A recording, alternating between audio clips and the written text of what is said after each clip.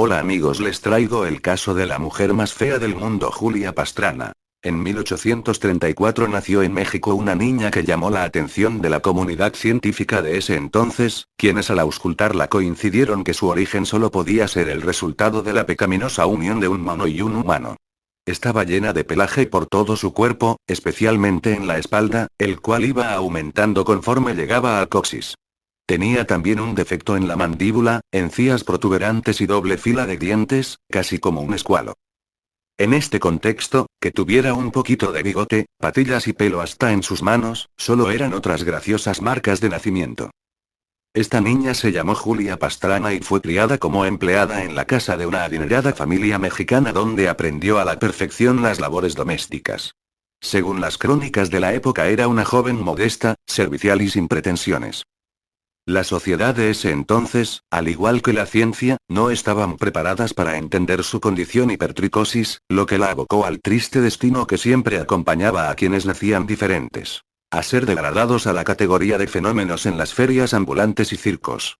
Y así fue como desde los 20 años empezó a trabajar exhibiéndose de feria en feria como la mujer oso con tan rotundo éxito que llegó hasta los Estados Unidos en 1854. En una de sus tantas presentaciones, el famoso médico neoyorquino Alexander B. Mott opinó: es el más extraordinario ser vivo de los últimos tiempos, es un curioso híbrido entre un humano y un orangután.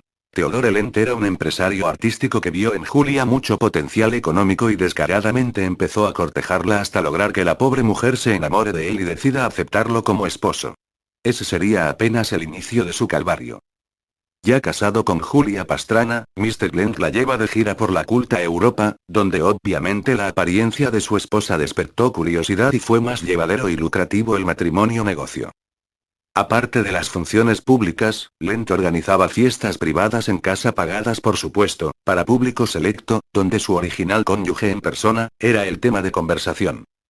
Para estas funciones privadas su esposo le enseñó a cantar y bailar, y ella, por su propia cuenta, aprendió a leer y escribir en 3 idiomas. Decía que le gustaba dedicar su tiempo libre a la lectura, aunque curiosamente en los shows artísticos era anunciada como una completa salvaje.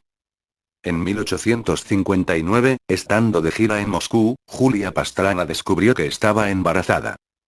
El 20 de marzo de 1860, mientras su esposo cobraba la entrada para presenciar el parto en vivo, Julia daba a luz a un hijo varón idéntico físicamente a ella, quien solo sobrevivió 2 días.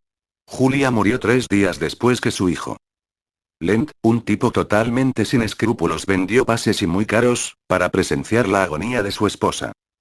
Después de la muerte de su mujer y su hijo, Theodore los hizo momificar y los vendió a la Universidad de Moscú.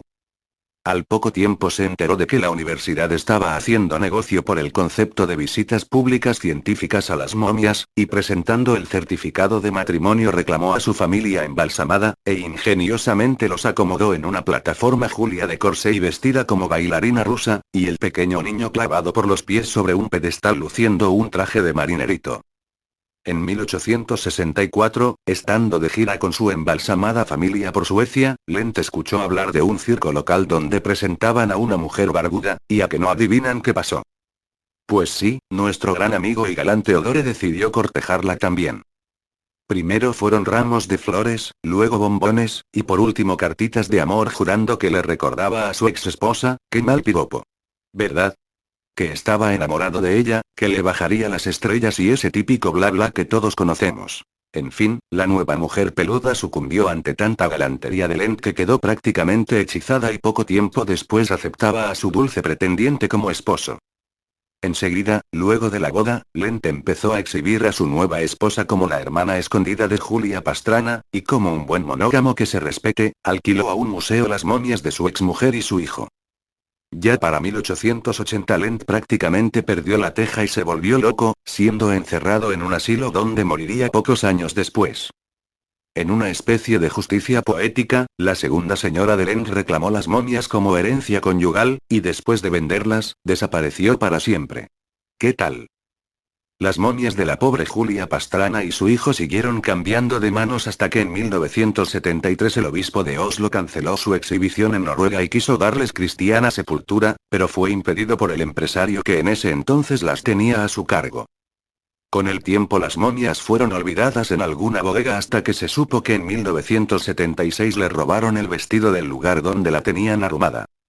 Julia Pastrana fue vista por última vez en 1990 en el sótano del Instituto Forense de Medicina del Rikshospitalet de Oslo. Su esposo Lend, mientras tanto, de seguro está ardiendo en el infierno hace más de un siglo, y de su segunda esposa, espero y ojalá haya conseguido un efectivo e indoloro método de depilación hace rato.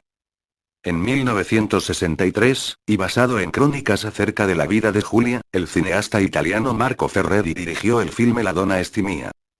En 1994, el Senado de Noruega recomendó que se inhumaran los restos de esta mujer, pero el Ministerio de Ciencias decidió conservarlo para que en el futuro los científicos pudieran estudiarlos. Sin embargo, para tener acceso a sus restos se debía obtener un permiso especial, que solo se otorgaba a quien demostrara verdaderos intereses científicos.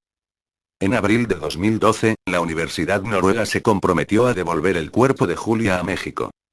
El 7 de febrero de 2013, sus restos fueron entregados a autoridades mexicanas. Los restos mortales de la sinaloense fueron depositados en el cementerio histórico del estado de Sinaloa, en un acto de honestidad, de dignificación y de respeto a los derechos humanos.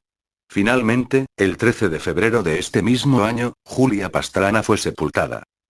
Bueno, es todo, comenten y suscríbanse.